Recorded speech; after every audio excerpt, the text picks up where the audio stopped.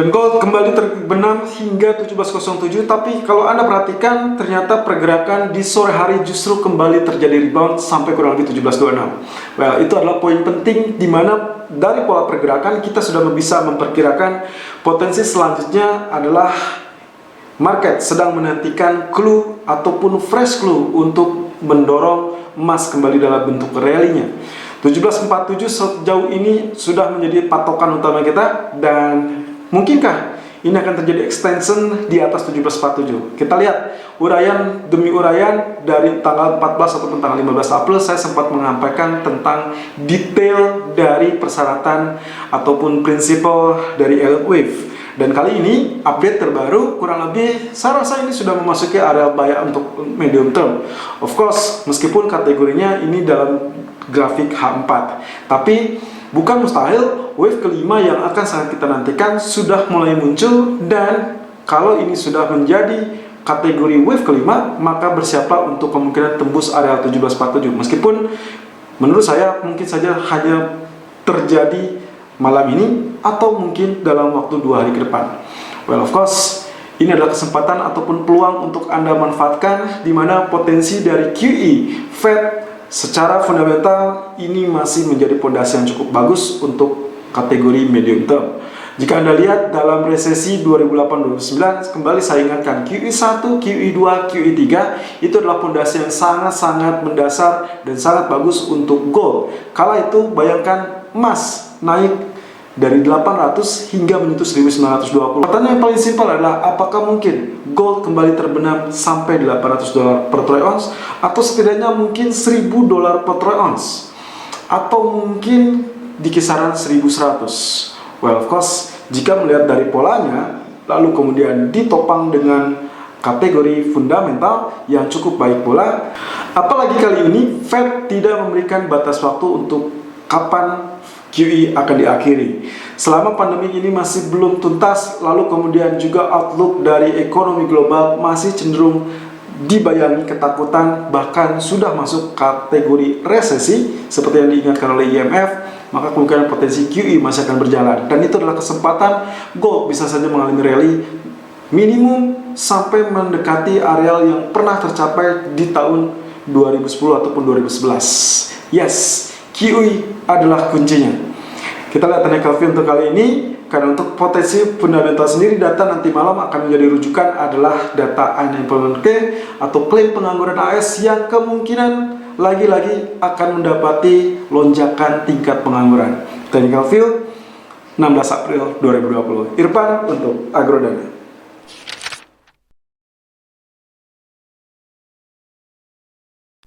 Technical view gold 16 April 2020 per jam 12:24 waktu Indonesia bagian barat. Running price kini di areal 17.15.70, areal tertinggi adalah 17.19.90 dan areal terendah 17.11.50. Hampir mirip dengan apa yang terjadi kemarin, teman-teman. 17.11.50 area support yang cukup kuat kemarin, lalu kemudian ambruk sampai 17.07 ya. Ini kita asumsikan sebagai area support efektif atau support psikologis. Well, of course, kalau Anda lihat dari grafik atau candlestick yang terbentuk di tanggal 15 April, ini menunjukkan isyarat dari bearish engulfing ataupun lebih kepada hammer ya kalau menurut saya, karena tidak terlampau besar. Karena untuk bearish engulfing sendiri dia bentuknya harusnya dia lebih panjang dari real body yang ada di tanggal 14 April. So ini adalah hammer dan ini adalah inverted hammer ya. Jadi di tanggal 14 April lalu kecurigaan kita benar dan akhirnya mengalami penurunan untuk terkoreksi. Tapi yang harus Anda ingat bahwa kemarin meskipun dia teralami koreksi di pertengahan sore atau menjelang malam, justru dia kembali rebound. Ini ditunjukkan seperti demikian. Area penurunan sempat tercapai 17.07, lalu dia rebound sampai kurang lebih 17.26. Jadi ini kemungkinan potensi untuk kali ini ada kecenderungan hampir mirip pola pergerakannya, apalagi kalau kita lihat area support sebetulnya ada di area 16.98 ataupun 16.97. Dan kalau kita lihat outlooknya, ini bisa saja berbentuk nantinya ujung-ujungnya adalah kepada Elliott Wave juga. Tapi kalau misalkan kita lihat ini wave 1, wave kedua, wave ketiganya sebetulnya belum selesai untuk kategori daily chart. Tapi di grafik H4 wave ketiga justru sudah selesai dan kita sedang menantikan ujung tombak dari wave keempat ini. Well, of course, wave keempat kita ukur dari salah satunya dari Fibonacci retracement. Saya mengukur dari potensi kenaikan atau saat dia menembus area falling wedge, area resisten ini, ya, di mana ini adalah termasuk wave kedua. Jadi wave ketiganya kita ukur dari sini, kurang lebih dari 1647 sampai 1747. Jadi saya mendapatkan area 50% sebetulnya di area 1697 itu mirip dengan area daily chart di area historical price ya. Sementara di grafik H4 sendiri, kalau kita lihat dari 38.2%-nya berada di 1709.00. Jadi kemarin sangat wajar 1707, lalu dia rebound ke 1726. Ini menandakan apa? Ini menandakan bahwa Elliott Wave sudah bekerja dengan sangat baik teman-teman, dan ini kita tinggal menantikan big boomnya adalah wave kelima, di mana wave kelima ini sangat penting untuk kategori keberhasilan dari Elliott Wave, karena wave kelima adalah akan berada dari extension dari wave ketiga. Wave ketiga ujungnya berada di 1747, sehingga kemungkinan untuk wave kelima kita akan mendapatkan pola kenaikan melebihi area 1747.00.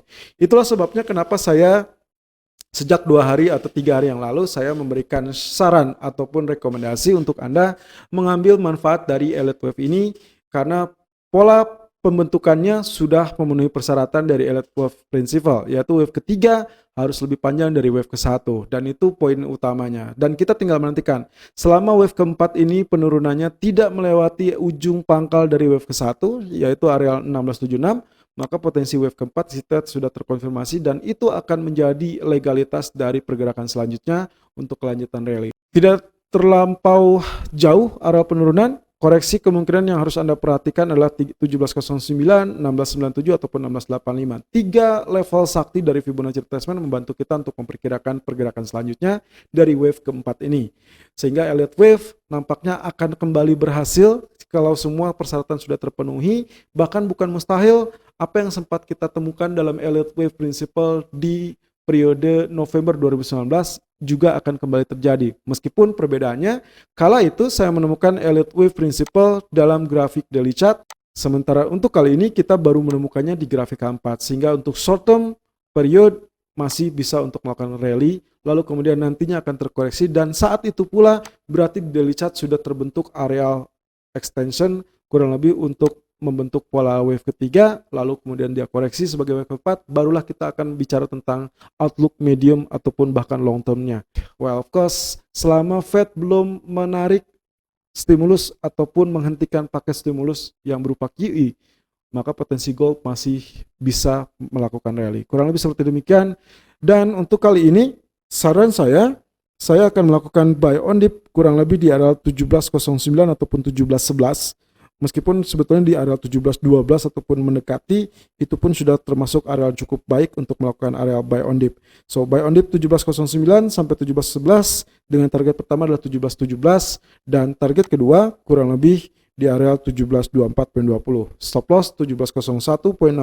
Meskipun lagi-lagi saya ingatkan bahwa area stop loss saya untuk intraday sebetulnya adalah area yang masih termasuk kategori medium term atau short term outlook untuk kategori kesempatan wave kelima.